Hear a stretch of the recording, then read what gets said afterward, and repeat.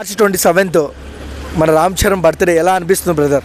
Bro global star అంటే అతి తక్కువ కాలంలోనే పెద్ద స్టార్ రేంజ్కి ఎదిగిన వ్యక్తి. అంటే ఆబ్వియస్లీ ఒక స్టార్ కొడుకు, కానీ అలా కాకపోయినా సరే ఆయనంతటా ఆయన ఎదిగాడు.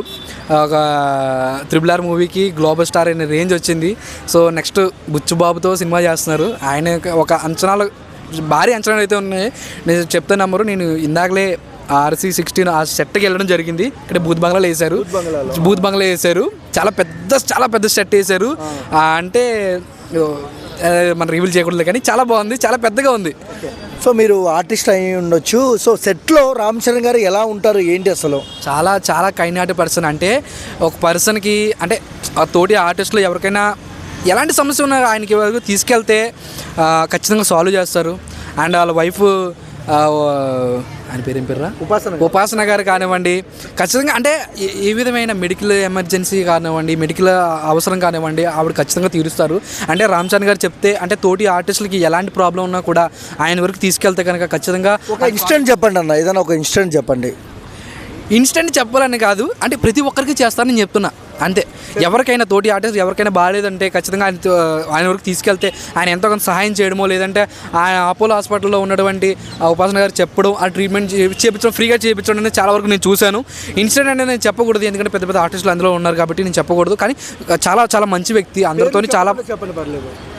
అదే చెప్తున్నాను కదా, ఒక రంగస్థలం షూట్లో ఒక ఆర్టిస్ట్ వాళ్ళ వైఫ్కి బాగోపోతే ఒక ఆల్మోస్ట్ ఎంత 10 lakhs 15 lakhs ఎంత ఖర్చు అయింది.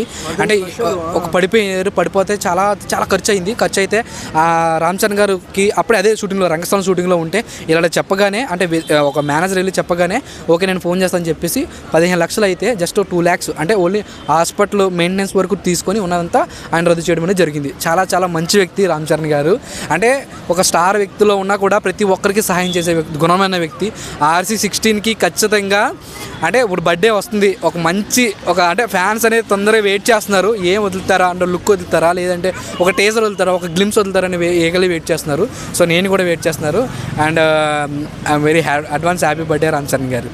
అండ్ లుక్ ఎలా ఉందన్న? ఎందుకంటే 100 kgs పెరిగారు కదా రామ్ చరణ్ గారు, లుక్ ఎలా ఉంది?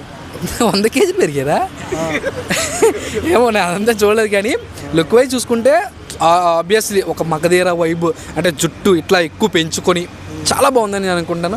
ఒక మంచి లుక్ కాకుండా ఒక టేజర్ లాంటిది ఏదైనా వదిలితే ఐఎమ్ వెరీ హ్యాపీ అని నేను అనుకుంటాను.